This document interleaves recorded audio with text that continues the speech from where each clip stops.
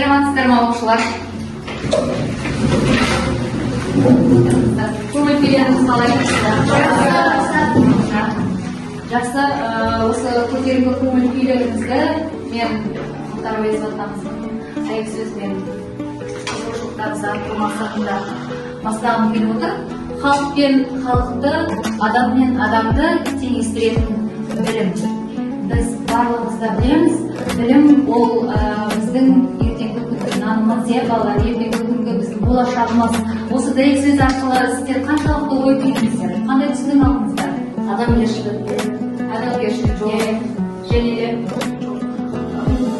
мейірімділікке, білім басуға, өздеріңізға, әрдайым сіздердің ішінде білімге құштар болуды осы дәйек сөз арқылы түсінуге болады. Жақсы, оқушылар, мен сіздердің қазір арнайы платформа Казмас арқылы 4 топқа бөлу әдісін ұсынамын алдарыңызға. Оқушылар осы жерде арнайы 4 топқа бөлу әдісі арқылы сіздерді 4 топқа жайғастырады өзі. Жақсы, бірінші топ ол бізде бронхо тобы.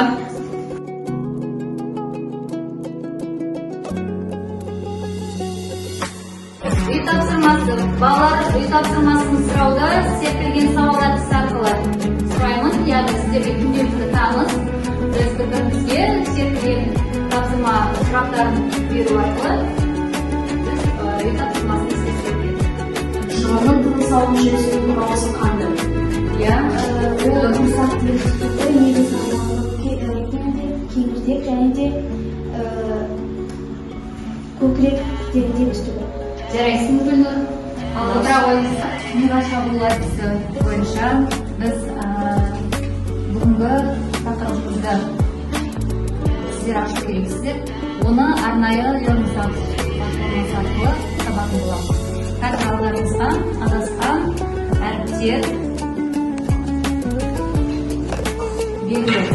Келіп бір-бірден табысаңыздар болады. Келе ғой.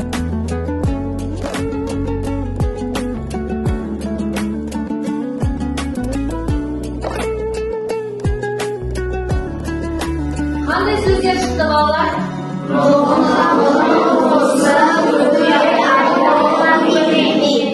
Ал бұл сөздердің біздің сабаққа қандай қатысы бар деп ойлайсыздар? Ол тыныс. Айзада?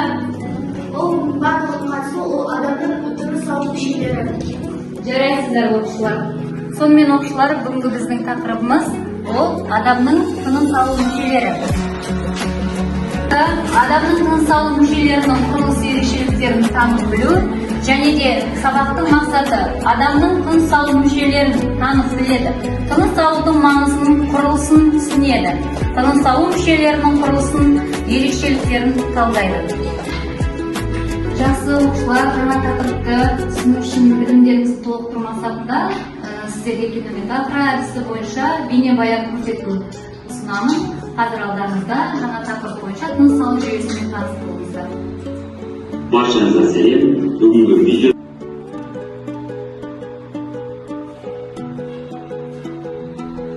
Міне алдарыңызда бейнебаян көрдіңіздер. Осы бейнебаяннан кейінгі сіздердің қандай ой түйдіңіздер, сол бойынша қысқаша түсінікке етсеңіздер. Қане, өкпе тобынан Эльмира. Бұл бейнебаянда біз адамның тыныс алу мүшелері және тыныс алудың маңызы қандай мақсатын Келесі, Аяла. Адамда неше түрлі кеңірдек және мұрын болсы, сол арқылы бізде тыныс алу болады. Жақсы, рахмет. Қазір біз осы тапсырмалар сіздерге көрген видеобаян арқылы арнайы отырған толықтырушыларды жасайтын боламыз. Өкпе тобы сіздерде өкпенің құрылысы және де модельдеу ұсынылады. Алдарыңызға ермексаз беремін. Осы ермексаздан сіздер өкпенің құрылысын модельдеп шығасыздар. Және де жалпы өкпе құрылысы туралы ақпарат бересіздер. Жақсы оқушылар, сіздерде көмей тобында көмейдің қызметіне алдарыңызда берген ақпарат бойынша қосымша дайындаласыздар, иә, құрылысы. Және де сіздерге де дәл ермексазбен және де түрлі қағаздармен модель құрастырасыздар. Біз альвеола тобы сіздерде тыныс алу жүйесінің құрылысы туралы постер құрастырасыздар. Міне алдарыңызда қосымша ақпараттар және де алдарыңызда арнайы суреттер. Бронхо тобы сіздерде тыныс алу жүйесінің маңызы туралы пластик құрастырасыздар. Арнайы ақпараттармен мұнда жасайсыздар.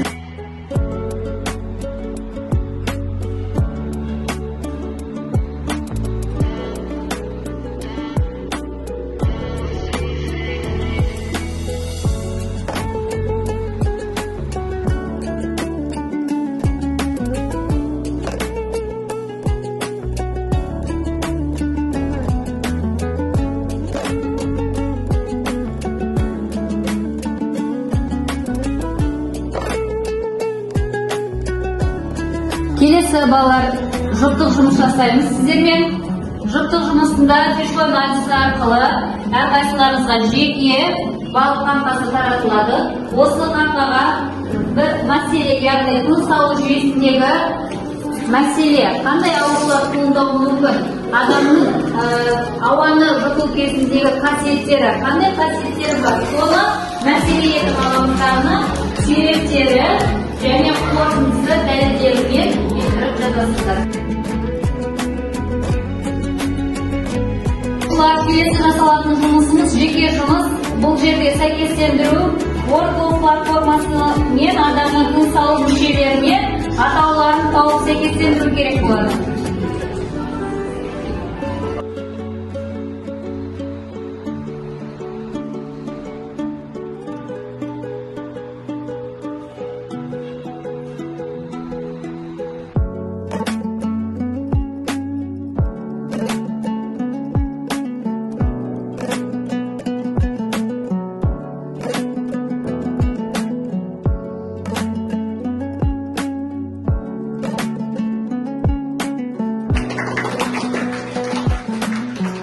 Оқушылар, бүгінгі сіздердің осы сабақта кері байланыс жасау үшін сіздердің группаларыңызға ссылка арнайы жіберілді. Яғни 3Q әдісі бойынша 3 түрлі қиын болды, қызық болды және де құнды болды.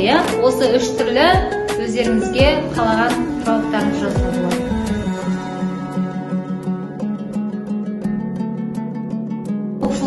Бүгінгі сабаққа белсенді қатысқан оқушылар жоғарғы балмен бағалайтын боламын. Міне Бронхо тобында Ермұхамед, Ильяс, Қапнасыр, Айша, Ардақ, келесі Өкпе тобында Айша, Арайлым, Альвеола тобында Гүлнұр, Диана, Фариза, Елнұр, келесі Көме тобында Аяла, Айзада, Нұрдаулет, Ибрахим, Жасмина. Бүгінгі сабақта жоғарғы балмен сіздерді бағалайтын боламын. Барлықтарыңызға қатысқандарыңызға рахмет. Енді күнделіктеріңізді ашып, бүгінгі үй тапсырмасын жазып алыңыздар. Параграф 27 оқу. Бүгінгі сабаққа белсенді қатысқан оқушылар үшін кішігірім сыйлығым дайындап келген болатын. Міне соны қазір ұсынғым келеді. Келе қойыңыздар. Альвеола тобынан қатысқан Қапнасыр, Ермұхамед тамаша қатысқан үшін, Керемет қатысқан үшін, тамаша қатысқан үшін келеміз.